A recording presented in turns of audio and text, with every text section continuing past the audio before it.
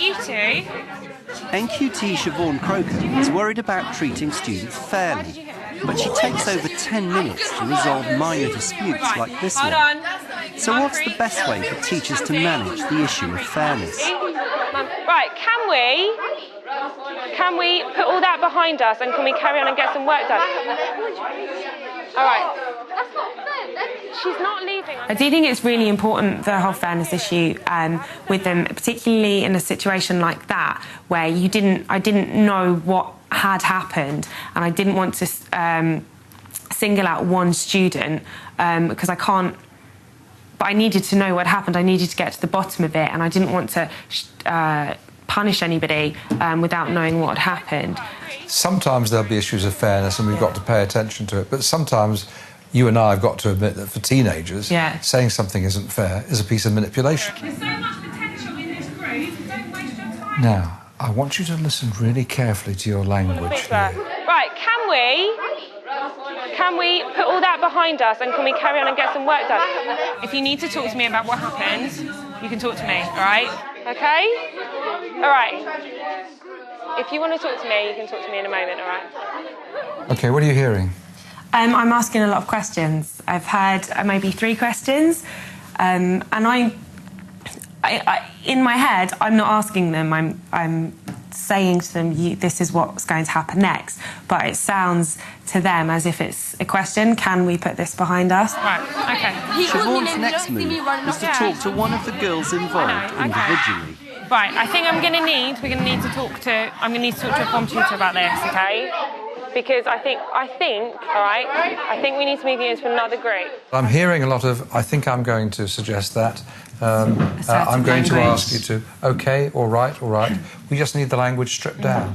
What don't you think's fair? The fact that I have to move and nothing has to happen to me. I'm going to speak to him. I haven't spoken to him yet.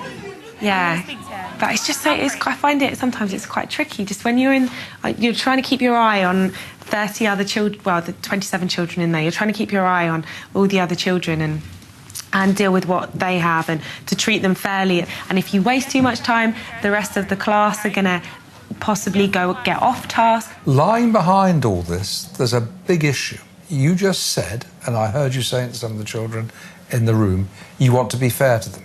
Yes. This is obviously a big trigger for you. With this in mind, let's try and spot moments when you could have closed it down. All right, OK. Speak to him. Do you remember we talked about last night working in a group, OK? All right? I'm going to speak to your form tutor about this and about what's going on with you as a group, OK? With you, what's happened today, all right? There's quite a lot of occasions where I could have shut it down, I think.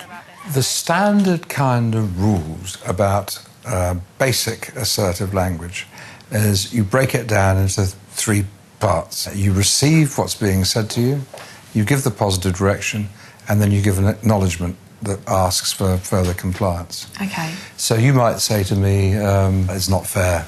Go and have a go. Let's do some role play. It's not fair. Yeah. I understand what you're saying. Now we need to make progress, and I need to see you and Chris working together. Thank you very much. And what we don't do is put conditionals in or ask questions. I wonder if we can put this behind us. Do you think it's OK if? Right, come here. Yes. All of you. Siobhan then returned to speak to the rest of the group again. Right, stop.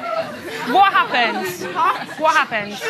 We were doing that scene and she went like that to me. It was an accident. It was an accident. What? It wasn't an accident. It was how do you know when you hit her body? Just tell me to get up and move my seat and go and sit somewhere else in your dominant, assertive leader voice, please. Could you stand up, John, and sit over there? Could I? John, stand up and sit over there. I don't want to. John, stand up and sit over there.